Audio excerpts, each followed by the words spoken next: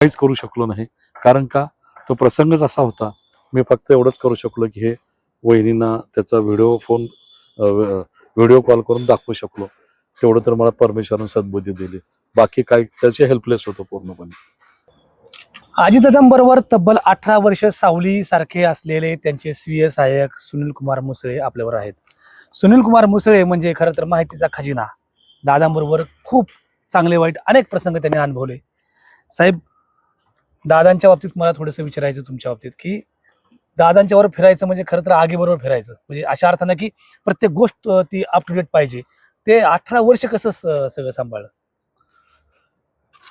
तुम्ही विचारला म्हणून सांगतो. एक राष्ट्रवादीचे नेते लक्ष्मणराव ढोबळे एकदा मला म्हणाले होते की मुसळे, दादाबरोबर काम करायचं म्हणजे आगी संघ संसार करताना दगीची सवय करावी लागते. म्हणलं सर करतोय तर तसंच करतोय. तर असे असंख्य प्रसंग आहेत की दादांना कोणतीही गोष्ट आपटीप इन्स्टंट लागायची. आता ह्याचा परिपाक म्हणजे कसं, दादांचा मीच म्हणून नाही तर दादांचा सोबत काम करणारा जो स्टाफ होता तो स्टाफ पूर्ण सर्वांगरित्या परिपूर्ण असावा असा असायचा. एक उदाहरण द्यायचं झालं तर दादांची जी गाडी असायची, ज्यावेळेस विरोधी पक्षात होतो त्यावेळेस साधारण 4-4.5 वर्ष मी, माझा ड्रायव्हर, दादांचा ड्रायव्हर आणि दादा अशा 4 जणांचाच पूर्ण महाराष्ट्र पिंजून काढला होता. मग ते हल्लाबोल यात्रा असेल, संघर्ष यात्रा असेल, ह्याच्या निमित्तानं ज्या वेळेस दादांच्या गाडीमध्ये दादा असत त्यावेळेस त्यांना जे हवं नको ते बघणारा दादांचा जो ड्रायव्हर होता शामराव मनवे म्हणून, त्या अद्यापही ते वहिनींच्या सेवेत आहेत.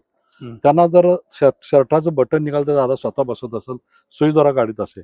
दादांना एखादं फळ कोण आग्रहानं दिलं असेल तर ते काय अंतर गेल्यानंतर म्हणायचे, अरे सूर्य आहे का, तर सूर्य असायचे. दादा काही ठिकाणी मुक्कामाला गेल्यानंतर त्या ठिकाणी दादांना नीटनेटक्यानं स्वच्छता आवडायची. बऱ्याच रेस्ट हाऊसेसवर दादांना हव्या अपेक्षित स्वच्छता तिथे नसायची, तर दादा स्वतःच्या गाडीतून बेडशीट पांघरण्यासाठी उशी असायची, त्या गाडीमध्ये सगळं तयार असायचं. शिवाय कधी शहरी लोक स्नॅक्स टाइम म्हणतात, आपल्याकडे ते दिवस मावळत असताना काय खाऊ वाटलं तर दादांच्या गाडीमध्ये दादांच्या आईने आणि वहिनीने भरून दिलेली लाल पिशवी असायचे. त्या पिशवीत चकल्या, लाडू असं सगळं साग्र संगीत असायचं. त्यामुळं दादांच्या सोबत काम करत असताना हा जो अनुभव आहे की विनोदानं सांगायचं, एअरफोर्स वन जसं अमेरिकेच्या राष्ट्राध्यक्षाचं विमान असतं तसं दादांची गाडी असायची. आणि त्या गाडीमध्ये या सगळ्या गोष्टी असल्यानंतर कुठल्याही गोष्टीची कमतरता कधी पडलेलं मला त्यांच्यावर एवढी वर्ष सेवा केलं कधी जाणवलं नाही. मला एक सांगा की जसं दादांच्या बरोबर फिरताना जशी दादांची गाडी एअरफोर्स वन असायची तशी दादांचे पेय पण एअरफोर्स असायचे.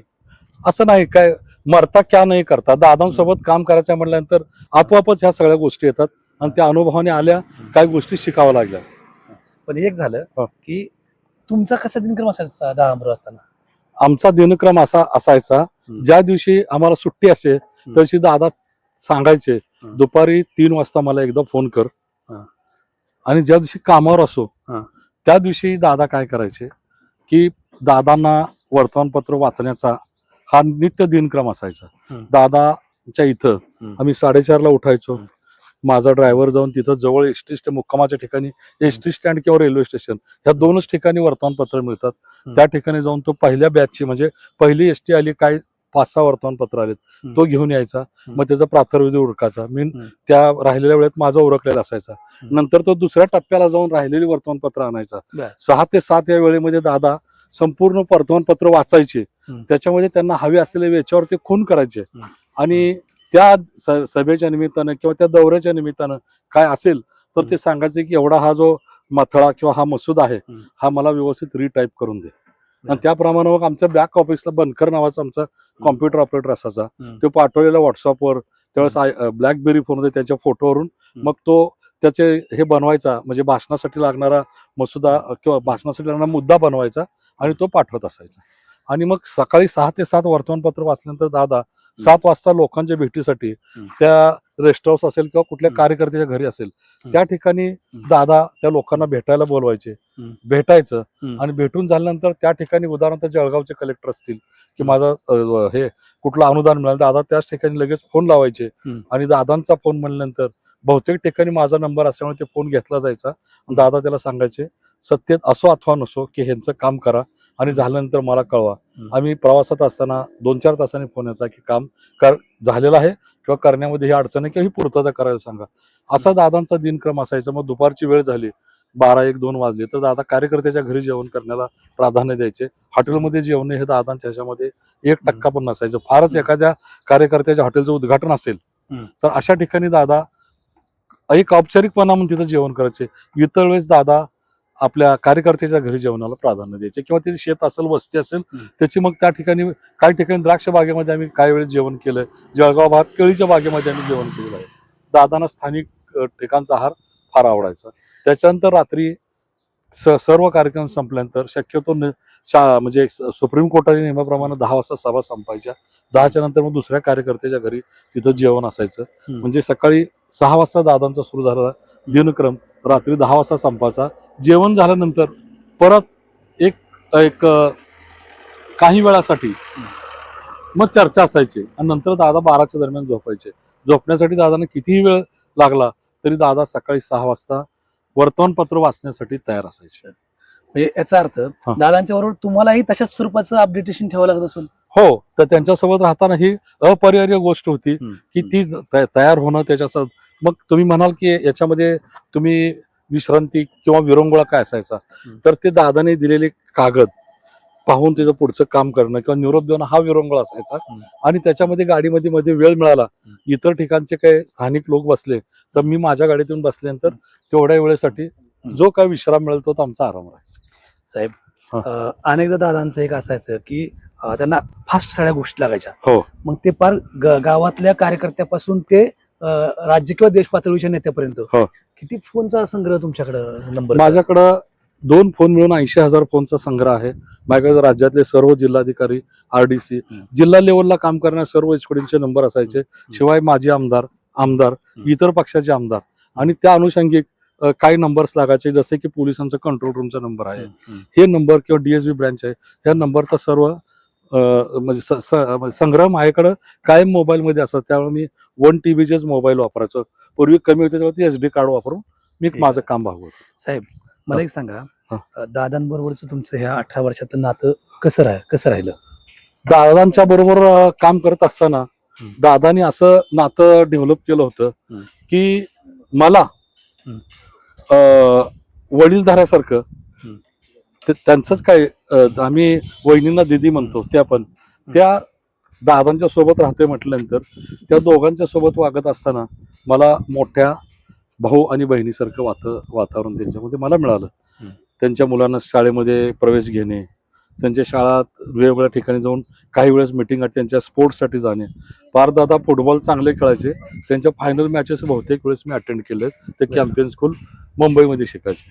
संपूर्ण कुटुंबावर नाळ जुळलेले एकच पेय आम्ही पाहतो म्हणजे मुसळे. हे कसं सगळ्यांचं जमलं? म्हणजे वहिनी साहेबाबरोबर तुम्ही काम केलं, तुम्ही पारदादावर काम केलं, तुम्ही जयदावर काम केलं, तुम्ही दादांबरोबर काम केलं, डॉक्टर पद्मसिंह पाटील साहेबांबरोबर केलं, त्यांचे चिरंजीव राणादादा त्यांच्यासोबत पण मी काम केलं. हे सगळं कसं जुळलं? पॅशन म्हणून मी काम करत आलो, नोकरी म्हणून मी कधी केलं नाही. त्यामुळे मला काम करण्यामध्ये आनंदच होत गेला. त्याच्यामुळे 24 तास 22/7 ड्युटी असंच ते सगळं वातावरण राहिलं. हो, पण त्याचा फायदा मला असा झाला ह्या सगळ्या गोष्टीचा. मी जास्तीत जास्त गोष्टी शिकण्याचा प्रयत्न करत होतो आणि दैनंदिन ह्याच्यामध्ये मला शिकण्याची संधी मिळत गेली. मग मी तसं कामाला न्याय देऊ शकलो. मला एक सांगा साहेब, ह्या सगळ्या ह्याच्यामध्ये जसं दादा 2, 3, 4, 5 वेळा उपमुख्यमंत्री झाले, या सगळ्या प्रवासात तुम्ही बरोबर राहिलात. या सगळ्या ह्याच्यामध्ये दादा कधी रागवायचे तुमच्यावरती? दादांचा राग हा क्षणिक असायचा आणि ते कधी म्हणायचे म्हणजे रागराची व्यक्ती तुम्हीच. आणि कारण एक्झॉस्ट कोणावर काढणार, सगळ्यात जवळ मी किंवा मनवे नावाचा ड्रायव्हर. त्यामुळे दादा चिडले म्हणजे आमच्या कामाचा वेग दुप्पट व्हायचा.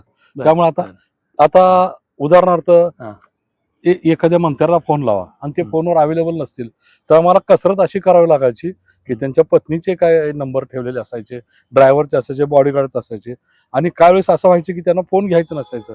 मग तेव्हा असं करावं लागायचं की दादा निरोप देऊन ठेवतो, फोन आल्यानंतर आपल्याला देतो. असे प्रसंग विरळा, पण शक्यतो निरोप जायचा आणि फोन यायचे. असे काही किस्से आहेत का की जे भावनिक होते तुमच्या दृष्टीनं? की भावनिक तर किस्से अनेक, पण आपण असं विशेषतः कोणता विचार तर मी ह्याच्यानं सांगू शकतो. ज्या वेळेस बारामतीमध्ये दादांचा हळगा कोपरा असायचा, हो. अशा अंगाने काही कार्यकर्त्यांच्या बाबतीत काय घडलं, कुठे काय घडलं असा प्रसंग घडला की बारामतीमध्ये दौरा चालू होता. अ, ह्याच्या मार्केट कमिटी मधल्या सभागृहामध्ये रयत भवन मध्ये सभा चालू होती आणि दादांच्या लहानपणापासून घरी काम करणारे जालिंदर शेंडगे बारामती हॉस्पिटलमध्ये सिरियस होते. आणि गाडीमध्ये बसलेल्या कोणत्या तरी कार्यकर्त्यांनी सांगितलं की जालिंदर सिरियस आहे दादा आणि तो बारामती हॉस्पिटलला आहे. दादा त्या सभेतून अगोदर दादा स्टेजवर गेले आणि समोरून मी येत असताना दिसल्यानंतर लगेच जागेवरून माईक हातात घेऊन ओरडले, अरे मुसळे इकडे कशाला आलाय, जेहल्याला वाचवायचं बघा. हा दादांची अशी अटॅचमेंट होती. आणि मग त्या सभेमध्ये मी त्यांना कोणताही कागद दिला नाही किंवा काय म्हणजे त्या अनुषंगिक काय काय सगळे घेऊन मी हॉस्पिटलमध्ये गेलो. हॉस्पिटलमध्ये गेल्यानंतर डॉक्टर लोंढे त्यांना भेटलो. दादाने तिथून जाऊन बोलणं करून द्यायचं, बोलणं केलं.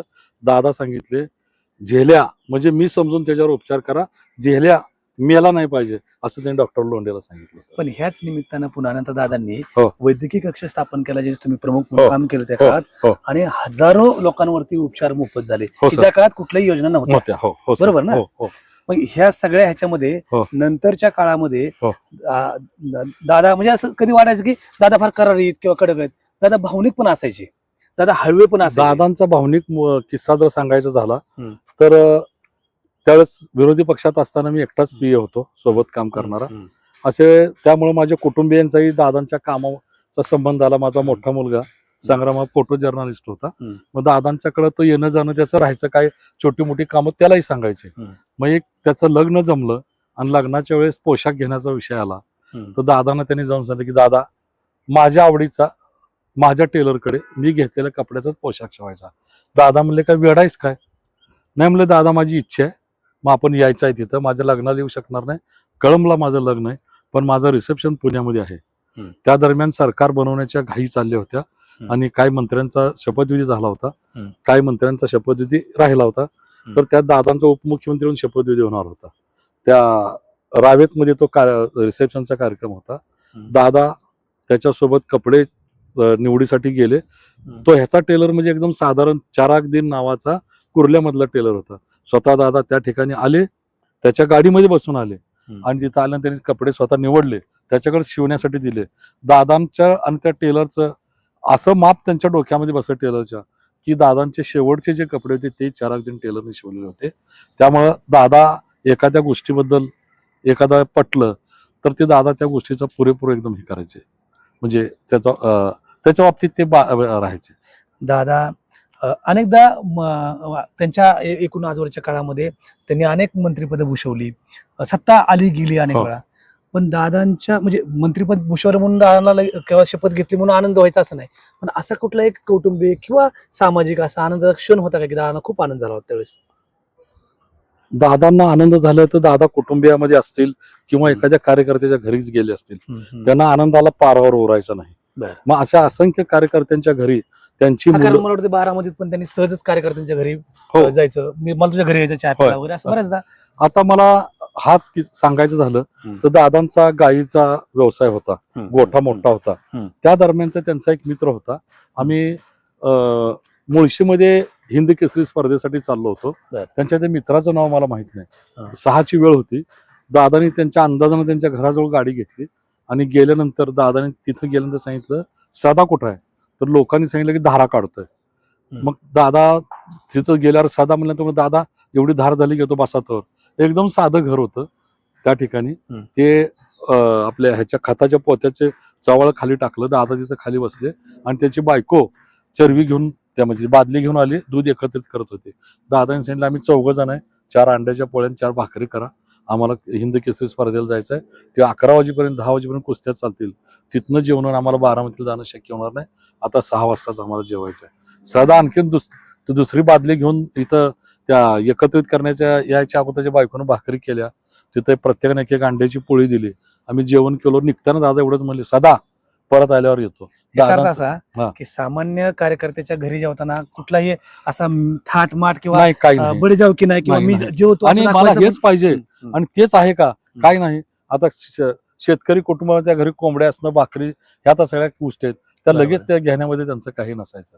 आणि काही वेळा असं झालेलं आहे दादांचं की त्यांना वाटलं की आता काय रस्त्यामध्ये चांगली ताजी फळं आहेत तर ते सांगायचे घ्या रे फळं हे. पण दादा कधी या हॉटेलमध्ये जाऊ म्हणून नाश्ता किंवा जेवण दादाने केलं आम्हाला आठवत नाही. पार्टी स्पीड झाल्यावर हा. दादा भावनिक किंवा हळवे झाल्याचं काय असं वाटत होतं का कधी? दादा हे जन्मजातच हळे होते. ते नारळासारखे बाहेरून कठीण होते पण आतमध्ये इतके मधुर होते की दादांचे असे असंख्य प्रसंग आहेत की एक वेळ शरद पवार साहेब थंडीच्या दिवसात शेकण्यासाठी दिल्लीच्या बंगल्यावर होते आणि त्या खुर्चीवरून पडले. पडल्यानंतर त्यांच्या खोब्याचं हाड मोडलं. त्या दिवशी आम्ही बीड जिल्ह्याचा दौरा करून 2 शुक्रवार रात्री मुक्कामाला होतो. कंटाळून गेला असल्यामुळे माझा फोन बंद होता, दादांचा फोन बंद होता, मनवींकडे तर फोनच नव्हता. माझ्या ड्रायव्हरचा फोन चालू होता. सुप्रियाताईंनी फोन लावून बराच प्रयत्न केला, फोन लागला नाही. मग सुप्रियाताईंनी माझ्या मुलाला संग्रामला मोठ्या फोन केला. त्याला विचारतो कुठे आहेत वडील, त्याने दादांबरोबर. कुठे तर ते आमच्यात पद्धत अशी होती की रात्री कुठं मुक्कामाला थांबलोय सांगायचं 2 शुगरला. मग त्यांनी सांगितलं. मग आमच्या ड्रायव्हरला फोन केला. ड्रायव्हरनं आम्ही जाऊन दादांना नॉकिंग केलं. दादा उठले. आम्ही 3च्या दरम्यान रात्री तिथून निघालो. ते डायरेक्ट आम्ही जाऊन ब्रिज कँडी हॉस्पिटलला थांबलो. नंतर साहेब 8, 8:30, 9 वाजता आले. पण एवढ्या ह्याच्यामध्ये दादा त्या नाईट ड्रेसवर तिथं ह्याच्यामध्ये आले होते. एवढं दादांचा. दुसरा प्रसंग असा होता, जयंत पवार साहेब जे आहेत पुण्यामध्ये, त्यांच्या बऱ्याच जिम आहेत. त्यांना एक वेळ हार्ट अटॅक आला आणि आम्ही हे दिलीप बारबाईंच्या घरी सोमेश्वर कारखान्याच्या इलेक्शनच्या निमित्तानं प्रचारात असताना त्यांच्या घरी रात्रीचं जेवण करत होतो. साधारण 9ची वेळ होती आणि एक फोन आला मला आणि त्या फोनवर एका मुलाने सांगितलं, ओ ते दादांचे भाऊ पडलेत. म्हणलं कुठं पडलेत? तर मला MIT जवळ. तू काय करतो? मला MITत मी तर डिप्लोमाला आहे. मग त्यावेळेस त्यांनी म्हणलं खरं वाटत नाही. मग त्यांनी फोटो काढला आणि ॲम्ब्युलन्समध्ये आणला होता. त्यांना दाखवला त्यांनी. दादांवर जयंत पवार साहेबांना JP म्हणायचे. JPना इथं घेऊन आलेत. काय म्हणतो बावळट आहे का? मग नीट बघितलं म्हणजे JPचाच फोटो आहे म्हणलं. मग ते म्हणजे कुठल्या हॉस्पिटल आणलंय? तर त्या हॉस्पिटल छोटंसं प्राथमिक उपचार करून दादानी संजय होरांना फोन लावला रुबीला. आणि दादा तिथून जेवण करत असताना हात पण न पोचता नॅपकिन हात पासून ते जे बसले तिथं गाडीमध्ये तिथून डायरेक्ट रुबी हॉलमध्ये आलो. जयंत पवार साहेबांच्या मिसेस ह्या परदेशी आहेत. तर त्या परदेशी होत्या, मुलं परदेशी होती. तिथं थांबून कुटुंबीय मोठा भाऊ म्हणून दादाने निर्णय घेऊन त्यांची एन्जिओप्लास्टी केली त्या ठिकाणी. 4:15 वाजेपर्यंत दादा त्या तुमच्या कॅथ लॅबच्या आतमध्ये तिथं एका खुर्चीमध्ये बसून होते. ते त्यांना ज्यावेळेस रिकव्हरी रूम मध्ये आणलं त्यावेळेस मग दादा म्हणाले आता आपण सकाळी येऊ. तिथून आम्ही निघालो. दादा असे हळवे होते की निरोप आला दादाना कुठला कुटुंबियाच्या बाबतीत, दादा थांबले असं कधी झालेलं नाही. तर त्यांनी त्या दिवशी पहाटे 4 वाजता त्यांचा हात धुवून मग ते म्हणल्यावर हात तसाच राहिला चिकट. तर दादांचं असं वैशिष्ट्य होतं की कुटुंबियाच्या बाबतीत दादा फार हळवे होते. तोच हळवेपणा. हा. शेवट ज्या दिवशी काय ही घटना घडली त्या दिवशी तुम्ही वरती होता, तुम्ही समोर होता किंवा तुम्ही त्या सगळ्या गोष्टी साक्षीदार आहात. या 18 वर्षाचा प्रवास असा संपताना कसं वाटलं? एक माझ्यावर सगळं आभाळ कोसळत आहे का असं वाटलं.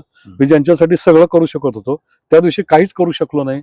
हा मला कायम बोचणी राहणार आहे मला आयुष्यावर. कारण मुसळे म्हणलं की सगळ्या प्रश्नाचं उत्तर अपेक्षा आणि त्या दिवशी मात्र ते उत्तर मिळालं. काहीच करू शकलो नाही. कारण का तो प्रसंगच असा होता. मी फक्त एवढंच करू शकलो की हे वहिनींना त्याचा व्हिडिओ कॉल करून दाखवू शकलो. तेवढं तर मला परमेश्वरानं सद्बुद्धी दिली. बाकी काय त्याचे हेल्पलेस होतो पूर्णपणे. कसं वाटलं म्हणजे काय भावना होत्या त्या दिवशी? मी सांगतोय ना एवढ्या सर्व शक्तिमान माणसाला बाबमांच्या बाबतीत सगळ्यांनी एवढ्या शक्तिमान माणसाला खर्चणं आयुष्यामध्ये आज पण ती शक्य वाटत नाही. ज्या वेळेस पण असा प्रसंग येतो की आता काम अडलंय तर दादा हेच आठवतं, दुसरं काय आठवत नाही तिथं. मग तो कौटुंबिक असो बाहेरचा कोणता प्रसंग असो दादा. आजही दादांच्या नंतर पुन्हा दादांच्या पाठीशी म्हणजेच वहिनी साहेबांच्या बरोबर तुम्ही आहातच, कुटुंब आहात. तर हे सगळं हे करताना ह्या सगळ्या आठवणींचा कल्ला कसं सांभाळता तुम्ही सगळं? एक आहे की परमेश्वरानं ह्याची एक शक्ती दिली आणि यांच्या कुटुंबात राहत असताना मी पण त्यांच्या कुटुंबाचा भाग होऊन गेलो असल्यामुळे मला कोणताही भार वाटत नाही. मग ते जयदादा, पारदादा, आता त्यांच्या नवीन आलेल्या पत्नी ह्याच्या सगळ्यांच्या सोबत, त्या नवीन आलेल्या वहिनी यांच्यासोबत काम करताना मला काय कुटुंबाचंच असल्यामुळे वाटतंय. जेवढं दुःख त्यांचं आहे त्याच्यापेक्षा माझं कमीच आहे. कारण त्यांनी तर मोठं ह्याला हरवलंय, म्हणजे त्यांनी गमावलेलं आहे. आठवणींचा हा डोंगर आहे आणि खरं तर सुनील मुसळेंकडे खूप म्हणजे अनंत किस्से आहेत. ते एवढ्याच संपणार नाहीत. त्याला काही कित्येक दिवस आणि रात्री लागतील. इतके 18 वर्षात हजारो कामं त्यांनी देखील दादाच्या सांगण्यानुसार केली, की जे मी म्हणजे जणू दादाच बोलतोय अशा स्वरूपाचं सगळं ते असायचं आणि एवढे प्रचंड अधिकार त्यांनाही होते. या सावलीसारख्या असलेल्या माणसानं दादांची सांगितलेले किस्से हे राज्यभरातील कार्यकर्त्यांना काही जणांना माहीत, काही जणांना अज्ञात आहेत. पण त्यानंतरही धीरगंभीर राहण्याची किंवा ज्याला म्हणायचं की आपण स्थिर राहण्याची जी वृत्ती ती बहुधा दादांनी शिकवली असावी.